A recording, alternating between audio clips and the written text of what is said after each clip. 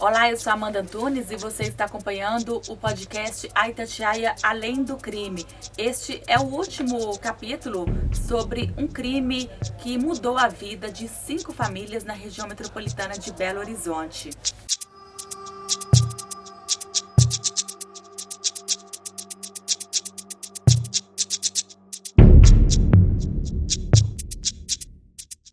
Quando decidimos fazer esse podcast, não queríamos colocar no centro das atenções nem o Marcos Antunes Trigueiro e nem os crimes nojentos e cruéis que ele praticou.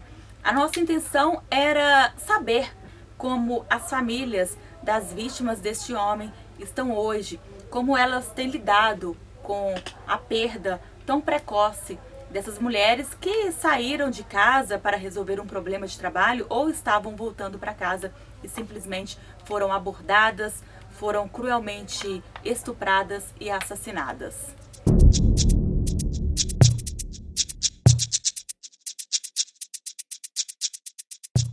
Trigueiro não fez apenas 5 vítimas, ele fez dezenas de vítimas ou talvez milhares. Ele deixou crianças órfãs, ele deixou mães sem suas filhas, ele deixou maridos sem suas esposas, ele destruiu lares. E ao longo da produção deste podcast, nós avaliamos que não só as mulheres que foram mortas pelo maníaco de Contagem, os familiares dessas mulheres e a sociedade foram vítimas deste homem. Nós concluímos que pessoas que amam o Marcos Antunes Trigueiro, familiares dele, também sofreram e também foram vítimas dos crimes que ele cometeu. E por isso, queremos chegar aqui na esposa do Marcos Antunes Trigueiro. Ele era casado, como já falamos aqui neste podcast, ele era casado e na época em que foi preso pela morte de 5 mulheres, ele tinha uma filha de 1 aninho. A idade é a mesma da criança deixada pela Ana Carolina, vítima do maníaco de Contagem, e que o bebê presenciou todo o crime.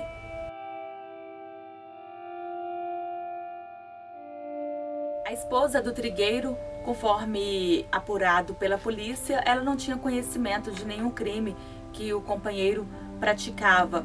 Ela não era uma vítima dele de agressão física, mas era uma vítima de agressão psicológica.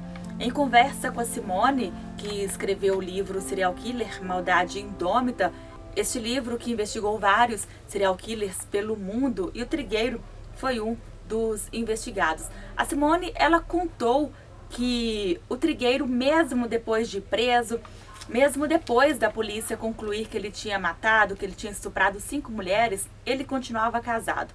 A mulher dele não sabia de nada, mas a partir do momento em que ela soube que o marido, pai da filha dela, era o maníaco de Contagem, mesmo assim, ela continuou com ele.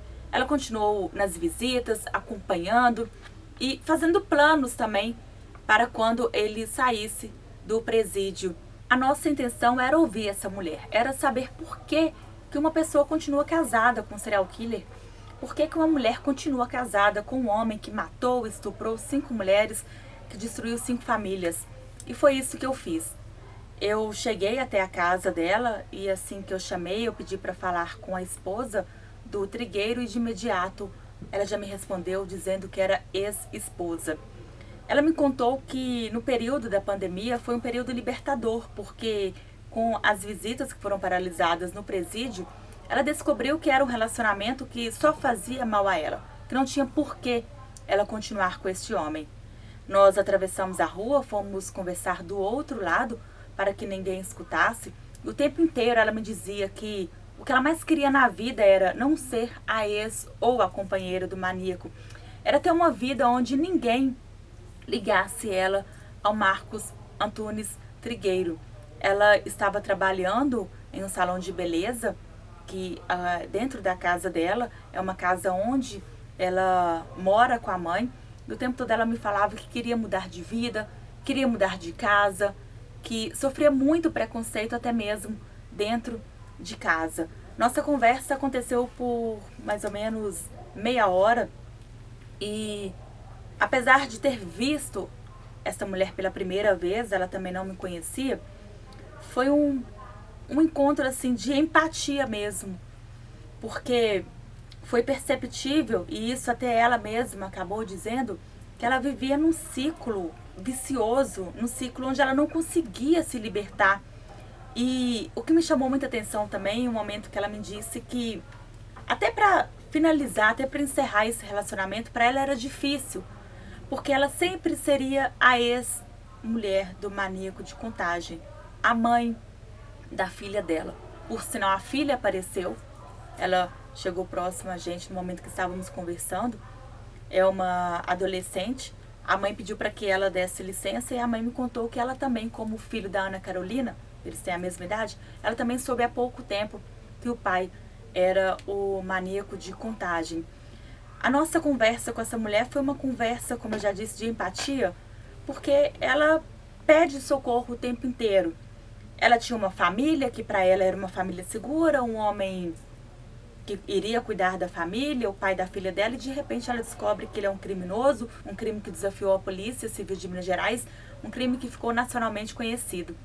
E ela vive até hoje essa vida, a vida do maníaco de Contagem. Ela me disse que o tempo inteiro sempre apoiou, sempre foi nas visitas, e realmente o momento libertador foi neste período de pandemia, onde ela descobriu que a distância dele fazia muito bem a ela.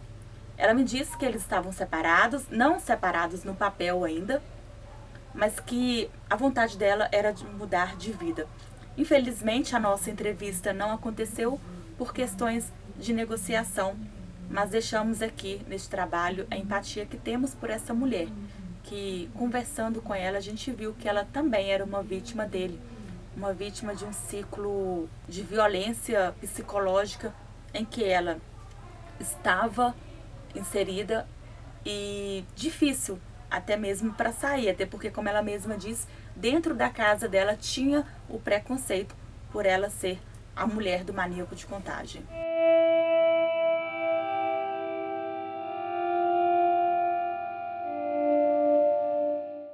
A vida de Ana Carolina, Adna, Maria Helena, Edna e Natália não volta mais.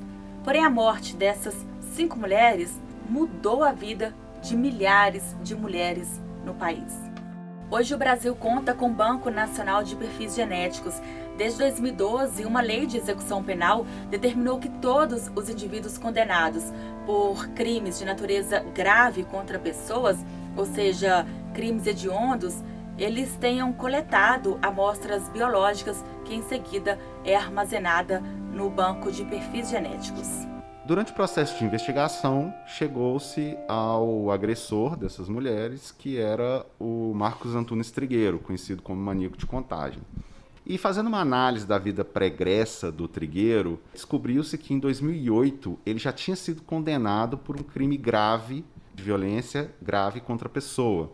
Se a gente tivesse um banco de dados genéticos no nosso país, o material biológico desse Marcos Antunes Trigueiro deveria constar num banco criminal, num banco de dados genético.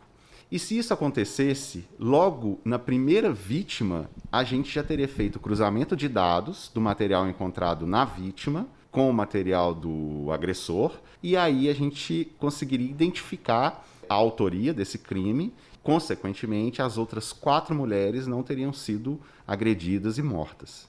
Logo que descobriu-se toda essa situação, os familiares das vítimas eles se reuniram, foram até Brasília para pressionar o Congresso, criar uma lei que obrigasse condenados por crimes graves a doarem seu material biológico e que esse material biológico constasse num banco de dados. E em 2012 foi criada essa lei, a Lei 12654 de 2012, que obriga esses condenados a doarem seu material genético para que ele seja cadastrado no banco de dados de perfis genéticos. Como funciona hoje? Todo crime violento de natureza grave contra a pessoa, o indivíduo que for condenado nesses tipos penais, ele é obrigado a doar seu material genético. Podemos dizer, então, que hoje uma pessoa que já foi condenada por um crime grave, porventura, se ela praticar um ato sexual, né, contra uma mulher, possivelmente não terá uma segunda vítima. De imediato, caso tenha, né, DNA, seja recolhido, esse homem é descoberto. Sim, caso ele já tenha doado o material, sim. A gente está num processo ainda de enriquecimento desse banco, né? Porque A lei é de 2012, mas existiram projetos um pouco mais recentes, esse projeto apoiado pela Secretaria Nacional de Segurança Pública e pelo Ministério da Justiça, que é de fortalecimento da rede integrada de bancos de perfis genéticos, que fornece incentivos para que o material de todos os condenados seja coletado e seus perfis genéticos sejam inseridos no banco, né? Aí sim, quanto mais condenados tiverem no banco. Normalmente esses crimes eles são crimes de repetição. Então, quanto mais condenados estiverem no banco e quanto mais vestígios encontrados em locais de crimes forem processados, maior é a chance da gente identificar a autoria de delitos que antes a gente não tinha condição de fazer essa identificação. Minas Gerais já cadastrou na rede integrada de bancos de perfis genéticos mais de 8.000 condenados. Desses, mais de 1.000 foram condenados por crimes sexuais. Atualmente, Minas Gerais possui mais de 30.000 presos que se enquadram nesta Lei de Execução Penal de 2012. Portanto, todos eles têm que se submeter a essa amostra biológica. Conforme o perito Giovanni Vitral, de 2013 a 2019, foram coletadas amostras de 3.000 presos em Minas Gerais. Só em 2020 foram mais de 5.000 presos. Isso é um sinal de que o fortalecimento da rede integrada de perfis genéticos vem surtindo efeito. E a expectativa é de que em breve todos os condenados já tenham aí submetido à amostra biológica. No ano de 2020, nós conseguimos fazer um incremento do banco com mais de 5.000 amostras de condenados, né, por crimes graves, inserindo esses condenados no banco. E a gente está ainda no caminho para que a gente consiga colocar todos os condenados do Estado de Minas Gerais por esses crimes previstos na lei no nosso banco de dados. Apesar da pandemia, nós conseguimos cumprir as metas estabelecidas pela Senasp e conseguimos colocar a Polícia Civil do Estado de Minas Gerais como a polícia que coletou e processou e inseriu no banco o maior número de condenados por esses crimes graves no Brasil nesse último ano de 2020. É um banco nacional. Se um condenado em Minas cometeu um crime em outro estado, esse Banco Nacional ele faz o que a gente chama de match, que é uma coincidência de perfis genéticos, retorna um alerta para cada laboratório. A partir daí, cada laboratório analisa seu resultado, desarquivando todos os documentos, fazendo as repetições necessárias, confirmando aquele resultado, a gente emite um laudo, comunica à autoridade policial e a partir daí a autoridade policial tem acesso ao laudo e pode tomar as providências que são necessárias. Agradecemos a participação do perito Giovanni Vitral Pinto, que é administrador do Banco de Perfis Genéticos de Minas Gerais. O nosso primeiro podcast do Além do Crime finaliza aqui. Agradecemos a todos que contribuíram para que este trabalho fosse feito. Em especial, agradecemos aos familiares das vítimas, da Adna, da Edna, Ana Carolina, Maria Helena e Natália, que, mesmo diante da perda, eles lutaram e mudaram os rumos da investigação no país.